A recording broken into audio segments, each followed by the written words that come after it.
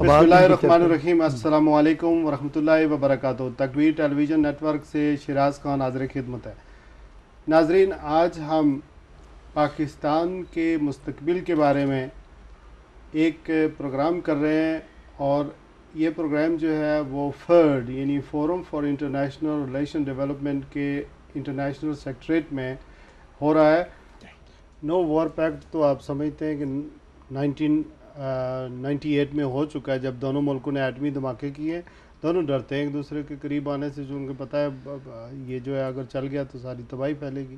तो already position तो वाज़ेह हो गई है कि दोनों मुल्क अब कॉन्फ्लिक्ट में जा नहीं सकते, इस तरह का आमने सामने वॉर तो हो नहीं सकती। तो ये तो फिर और अच्छा हो गया अगर आप ये समझते हैं नो वॉर पैक्ट हो चुका है तो फिर उस पर साइन कर दें। यही हम चाहते हैं कि अगर दोनों समझते हैं कि हम एक दूसरे पे हमला नहीं कर सकते तो let us sit down and sign a pact. 50 years no war pact हो जाए और फिर ट्रेड जैसे शुरू हो चुका है और बहुत सारी चीज़ें ऐसी हैं कि जिनमें ये एक दूसरे को फायदा पहुंचा सकते हैं, आम आवाम को रिलीफ। ठीक है, रोल बैक ना हो, जो कुछ प्रोग्रेस शुरू हुई है वो रोल बैक ना हो, लेकिन जो कोर इशू है अगर वो रिजॉल्व ना होगा तो ऑब्वियसली जिस तरह माजी में होता रहा है ऐसे ही शायद होगा। ये मेरा क्वेश्चन था। आप क्या समझते हैं सरवर साहब, ऐसा मुमकिन है कश्मीर को साइड लाइन किए बगैर, उसका मसला हल किए बगैर, आप समझते हैं इंडिया पाकिस्तान दोनों अच्छे ताल्लुकात इस्तवार कर सकते हैं? शरा साहब, ये तो आप कह भी नहीं सकते, इसका तस्वुर भी नहीं है। सबसे पहली बात ये है। दूसरी बात ये कि हमारा अलमिया ये है कि हमने किसी भी मसले को उसके हकीकी पैराए में न देखा है न उसको हल करने की कोशिश की है। आप बिल्कुल तहा साहब की बात से मैं मुकम्मल इत्तफ़ाक़ करूँगा कि दोनों मुल्कों के दरमियान नो वार पैक्ट होना चाहिए, लेकिन ये जितनी अच्छी तजवीज़ है उतनी ही मुश्किल भी है, क्योंकि जब तक के दोनों मुल्कों के दरमियान में एतमाद का फ़क़दान है, दोस्ती का फ़क़दान है, ताल्लुकात की बेहतरी का फ़क़दान है, जब तक हमारा ट्रस्ट डेफिसिट ख़त्म नहीं होगा, उसके बहुत सारे फैक्टर्स हैं। ये नहीं आसान कि हिंदुस्तान और पाकिस्तान के दरमियान में दोस्ती हो गई, बड़ी अच्छी बात है, तसव्वुर है, ये होना चाहिए, लेकिन इसके पीछे बहुत बड़ा बैकग्राउंड भी है। आप उन अवामिल को या उन फोर्सेस को क्यों नज़रअंदाज कर देते हैं जो दोनों मुल्कों को एक दूसरे के करीब लाने में रुकावट बनी हुई हैं? इसमें राइटिस्ट पार्टीज़ का ताल्लुक़ है, मतलब है कि जो बहुत ज़्यादा रेसिस्ट पार्टीज़ हैं, रिलीजियस फंडामेंटलिस्ट एलिमेंट्स हैं, वो नहीं एक दूसरे को एक्सेप्ट करता। एक दूसरे की एजेंसियाँ हैं जो कि मतलब है कि दोनों मुल्कों के दरमियान के मामलात में मदाखलत करती हैं, और मदाखलत करने की वजह से वो कॉन्फिडेंस बिल्डिंग मेजर्स जो है वो उन पर पानी पड़ जाता है।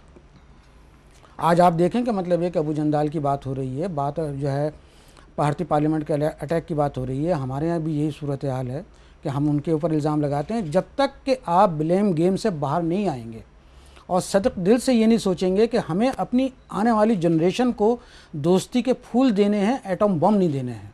अभी हमने क्या किया हुआ है कि एक दूसरे से खाइफ हैं, और उस खाइफ होने की वजह से इस कदर भरमार कर रहे हैं आप अपने असला साजी की, कि मुझे नहीं मालूम कि कौन सा ऐसा वक्त आएगा जबकि ये दोनों ममालिक को मालूम है कि ये असला तबाही के सिवा कुछ नहीं करेगा। तो बेहतर ये है कि जो रियल इश्यूज़ हैं उनको हमें डिस्कस करना चाहिए। मिसाल के तौर पे अभी बात पूरी करता हूँ, फिर मैं आपके सवाल का जवाब भी देता हूँ कि आपने कश्मीर की बात छेड़ी। कश्मीर का क्या मसला है? दुनिया का कोई बड़ा थिंक टैंक भी कश्मीर के मसले को हल नहीं कर सकता, इसलिए कि हर मसले में गिव एंड टेक होता है, एक दूसरे की रेस्पेक्ट होती है, एक दूसरे की फीलिंग का एहसास करना होगा। फिर दूसरी बात यह है कि इसके 3 फरीक हैं। आज तक पिछले 64 वर्षों में जो भी डायलॉग हुए हैं, जो भी बातचीत हुई है, वो हिंदुस्तान और पाकिस्तान के दरमियान हुई और कश्मीरियों को बिल्कुल अलहदा कर दिया गया। भाई, आप दोनों ममालिक कौन होते हैं कि कश्मीर का फैसला खुद करने का या कश्मीरियों की किस्मत का फ़ैसला खुद करने का आपको किसने इख्तियार दिया है? और दूसरी बात यह है कि जब 2 लड़ने वाले लोग मौजूद होते हैं, आप किसी रिंग में उतार लें, बॉक्सर्स को उतार लें, किसी भी गेम में उतार लें, जब तक रेफरी नहीं होगा उस गेम का नतीजा सामने नहीं आएगा।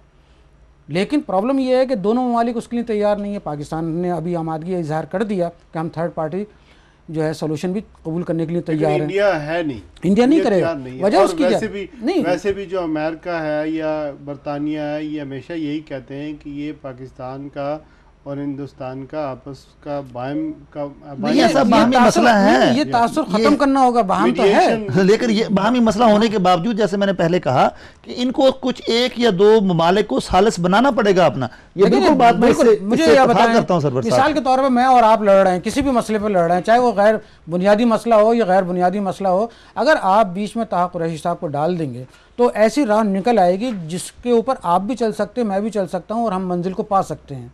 जब हम दोनों आपस में ही लड़ते रहेंगे तो एक दूसरे को नीचा दिखाने के चक्कर में जो असल मसला है उसको हम भूल जाते हैं। तो मेरा अपना कहना यह है कि हो सकता है कि हिंदुस्तान इसका मुखालफ करे, और उसने मुखालफत की है इस बात की कि तीसरे पार्टी को नहीं लेके आएंगे। मेरा आज कहना यह है, और आइंदा भी आप ये देखिएगा कि जब तक कि हिंदुस्तान और पाकिस्तान कश्मीर के मसले पे एक सालिस को नहीं लेके आएंगे, बरतानिया को लेके नहीं आएंगे, अमेरिका को लेके नहीं आएंगे, क्योंकि यही दो ममालिक ऐसे हैं जिनकी हिंदुस्तान और पाकिस्तान बात सुन सकते हैं, जब तक कि वो उसको बीच में आप नहीं डालेंगे कश्मीर का मसला हल नहीं होगा। जब उसका मसला हल नहीं होगा तो पाकिस्तान और हिंदुस्तान नहीं, कभी नहीं हो सकते, कभी नहीं सही हो सकते। नहीं, लेकिन दूसरी बात ये है कि देखें LOC के ऊपर हर हफ्ते 1,62,00,000, 1,80,00,000, 1,90,00,000 की तिजारत हो रही है हिंदुस्तान आज़ाद कश्मीर और जम्मू कश्मीर दोनों के दरमियान में। तो ट्रेंड ये देखें कि लोग वहाँ के दोस्ती चाहते हैं, तिजारत चाहते हैं, एतमाद चाहते हैं, सुकून चाहते हैं। आप बॉर्डर, वाघा बॉर्डर पे देखें आप किस कदर ट्रेड हो रही है। तो अनऑफिशियल सारी दोस्ती के काम हो रहे हैं, लेकिन उनको ऑफिशियल हैसियत देने में पाकिस्तान भी पीछे है और हिंदुस्तान भी पीछे है। लेकिन सरवर साहब, ये जो आपने बात कही है ना कि अमेरिका को और बरतानिया को सालिस जो है इसमें बना लें, बरतानिया की तो समझ आती है कि ये प्रॉब्लम बरतानिया का छोड़ा हुआ है और उनके पास पूरी एक हिस्ट्री है जी। मैं समझता हूँ कि कोई ऑर्गेनाइजेशन ऑफ इस्लामिक कॉन्फ्रेंस में कुछ ऐसे ममालिक हैं जिस तरह ईरान है फॉर एग्जांपल, जो कि हिंदुस्तान के साथ भी उसके बहुत करीबी ताल्लुकात हैं। तो ऐसे ममालिक, सऊदी अरब है जी हाँ, सऊदी अरेबिया के साथ बहुत अच्छे ताल्लुकात हैं। तो ऐसे कुछ न्यूट्रल जो ममालिक होकर और वाकई ऑनेस्टी और सिंसेरिटी के साथ इस मसले का हल अगर बैठकर निकालना चाहें तो ये जरूर निकल सकता है। उसका कहना, जब मैं बरतानिया और अमेरिका की बात करता हूँ ताहा साहब, तो उसके पीछे ये बैकग्राउंड है कि ये ताकतवर ममालिक हैं, इनकी ताकत के ज़रिए, इनकी दोस्ती के ज़रिए दोनों ममालिक किसी राय पर मुत्तफ़िक हो सकते हैं। जहाँ तक सऊदी अरब का ताल्लुक़ है, सऊदी अरब इस मामले में नहीं पड़ रहा। जहाँ तक ईरान का ताल्लुक़ है, ईरान के ताल्लुकात हमसे बहुत अच्छे नहीं हैं, मिसाली नहीं है, ये आपको भी अंदाजा है बखूबी है। फिर दूसरे ये कि उसकी नहीं सालिस के किरदार में ईरान फिट नहीं आएगा। तो जब तक के, क्योंकि बरतानिया से ट्रेड होती है, बरतानिया का अपना एक स्टेटस है, अमेरिका का एक स्टेटस है, चाइना का एक स्टेटस है, चाइना एक हद तक आके कंट्रोवर्शियल बन जाता है। तो मेरा अपना कहना यह है कि जब तक कि हम सालिस को बीच में नहीं डालेंगे, आप उसकी बंदरबाट कर नहीं सकते। कश्मीर को कैसे आप डिवाइड करेंगे? हिंदुस्तान छोड़ने के लिए तैयार नहीं है, पाकिस्तान कश्मीरियों के हवाले से उसको छोड़ने के लिए तैयार नहीं है। तो इशू क्या होगा? बाइफर्केशन होगा। बाइफर्केशन के लिए ज़रूरी है कि कश्मीरियों को बीच में डाला जाए, कश्मीरियों से पूछा जाए। दूसरी एक और बात जो मैं आपको कहना चाह रहा हूँ कि पाकिस्तान की इंटरनल तरक्की जो है, यानी अपनी माशी तरक्की, सियासी एतबार से, माशी एतबार से, तालीमी एतबार से, जब तक वो नहीं होगी, हम उस मेयार पर अपने आप को नहीं लाएंगे, लोग हमारी बात नहीं सुनेंगे। शिराज साहब, वो नहीं आ सकते करने के लिए भी कोई नहीं तैयार होगा, हमारी हेल्प करने के लिए भी। शिराज साहब, ये कभी भी ज़िंदगी के किसी मरहले पे नहीं होगा जब तक कि आप अपनी प्रायोरिटीज़ का तयन अपने मसाइल और अपने चैलेंजेस के मुताबिक ना करें। आपके चैलेंजेस दुनिया भर को मालूम है, आप ही को नहीं मालूम। तो जब तक कि आप नहीं लेके आएंगे प्रायोरिटीज़, बैठ जाएँ। आपके यहाँ मशावरती कमेटियाँ मौजूद हैं, आपकी फेडरल कैबिनेट मौजूद है, उनकी ज़ेली कमेटियाँ मौजूद हैं। सबसे तजावीज़ लें कि हमारी प्रायोरिटीज़ क्या होनी चाहिए। हमारी सबसे पहली प्रायोरिटीज़ जो है, लोगों को बुनियादी सहूलतें दें। तो लोड शेडिंग के जहाँ जिस मुल्क में आपकी कॉन्फ्रेंस में मीडिया को भी डिस्कस किया गया है, आज़ाद वाइब्रेंट मीडिया होना चाहिए। तो मीडिया तो आज़ाद है, आप क्या समझते हैं कि और कितना आज़ादी इसको मिलनी चाहिए? ये जो सरवर साहब बात कर रहे थे, मैं पहले उसको कंक्लूड कर दूं, फिर उसके बाद आते हैं। नहीं होगा, नहीं, वो उन्होंने ये नहीं कहा कि नहीं होगा, ये नहीं कहा उन्होंने। आप मिस इंटरप्रेट कर रहे हैं आप। मैंने ये कहा कि कश्मीर का मसला उसी सूरत में हल हो सकता है जब उसको हल करने की नीयत के साथ बैठे जाएं। बड़े सेंटर खुले हुए हैं, इतना बड़ा डायस्पोरा है, आप उस डायस्पोरा में हमेशा जाते हैं। ये सारी सूरत ये जाते हैं, हम कश्मीरियों की मदद करेंगे, सियासी अखलाकी हर एतबार से करेंगे। हम बड़े बड़े भाषण दिए जाते हैं, तकरीरें जारी जाती हैं, आप खुद रिपोर्ट करते हैं अपने अखबार के अंदर, ये सारी एक्सरसाइज किस लिए? अभी तक प्रायोरिटीज का नहीं, हम इतने ज़्यादा भोले हैं कि हम नहीं समझते कि ये बरतानिया के अरकान पार्लियामेंट या अमेरिका के अरकान पार्लियामेंट हमारी मीटिंग्स में क्यों आते हैं।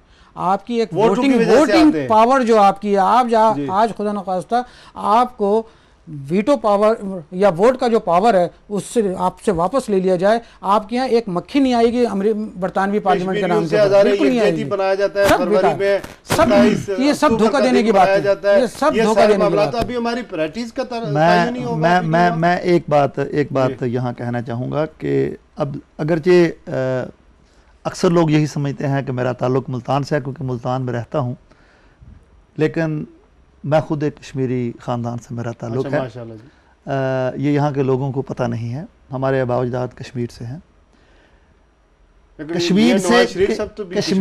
कश्मीर से हमें बहुत ज़्यादा मोहब्बत है और हमारे बुज़ुर्गों के मज़ारात वहाँ पर हैं।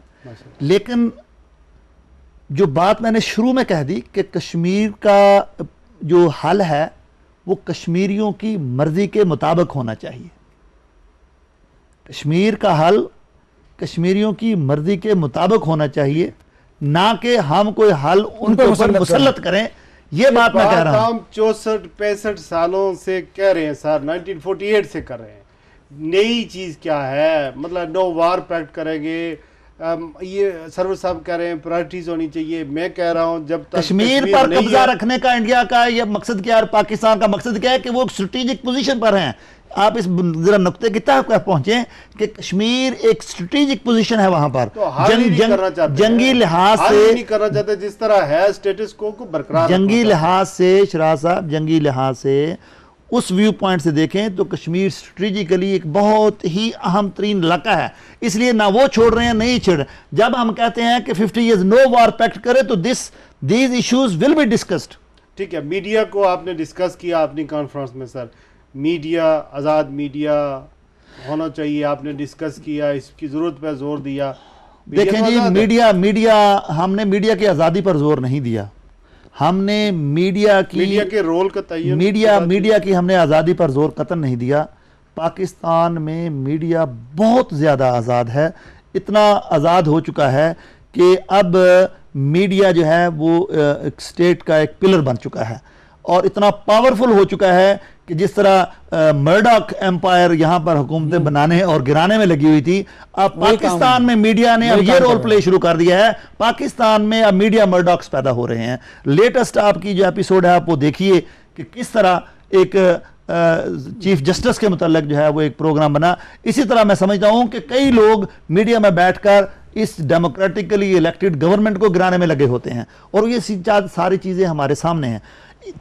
तीसरी जो अहम तरीन बात है कि जो हमारा एक मीडिया का एक ख़ास हिस्सा जो है वो अमरीकी मुखालफ जज्बात भड़काने में बहुत एक सख्त रोल प्ले करता है। हम ये समझते हैं कि जहां अमरीका की गलतियां हैं उनको ज़रूर सामने रखा जाए, लेकिन अपनी बुराइयों को छुपाने के लिए इंटरनल प्रॉब्लम्स को जरूर देखना चाहिए। अपने नहीं इंटरनल प्रॉब्लम को देखने, अपनी बुराइयों को छुपाने के लिए सारा नजला अमेरिका पर गिराकर और हालात को इस तरह खराब कर दिया है कि अब ओपनली कोई बंदा कहने के लिए हमारी हुकूमत में या आर्मी में या अमेरिकी हुकूमत में ये कहने के लिए तैयार नहीं है कि जी हाँ हम डायलॉग कर रहे हैं या हम डायलॉग करेंगे या हम मुल्कों को करीब लाएंगे।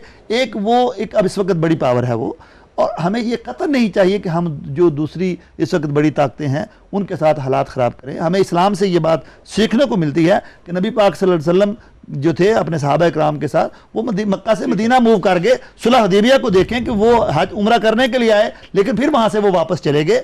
तो ये चीज़ें कुछ वाक़यात को सामने रखकर अपनी प्रायोरिटीज़, जैसे सरवर साहब ने कहा कि अपनी प्रायोरिटीज़ को स्ट्रेटेजिकली जो सिचुएशन है उसको एनालाइज करके, सिचुएशन को एनालाइज करके फिर उनकी डिटर्मिनेशन करें। सरवर साहब, अभी चीफ जस्टिस इफ्तिखार मोहम्मद चौधरी के बेटे इफ्तिखार अरसलान और ये मलिक रियाज साहब के मामला जो इशू उठा, जैसे कुरैशी साहब ने भी अंदिया दिया था, उसके बाद ज़रूरत इस अमर की है कि मेरे ख्याल में पड़ गई है कि मीडिया को भी अपने गंदे कपड़े धोने चाहिए। आप क्या समझते हैं? और ज़िम्मेदारी का मुजाहरा करना चाहिए। मीडिया के बारे में शराज साहब मैं इतना कहूँगा कि मैं ज़ाहिर है पाकिस्तान से आया 28 साल मुझे यहाँ हो गए।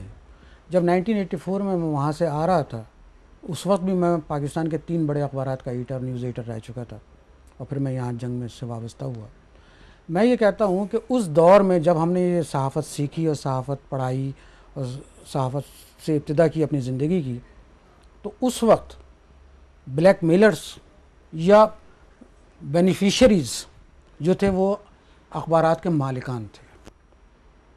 उस वक्त इलेक्ट्रॉनिक मीडिया ने इतना तरक्की नहीं की थी, एक सरकारी मीडिया पाकिस्तान टेलीविज़न की सूरत में होता था, लेकिन पाकिस्तान के अखबारात के मालिकान ने जिस तरह हुकूमत को ब्लैकमेल करके अपने उल्लू सीधे किए और अपने फ़ायदे हासिल किए, वो आज वहाँ का एक आम सहाफ़ी कर रहा है। बिल्कुल। अच्छा, पाकिस्तान में मीडिया बहुत सरगर्म है और जितना सरगर्म है उतना ही गैर ज़िम्मेदार भी है।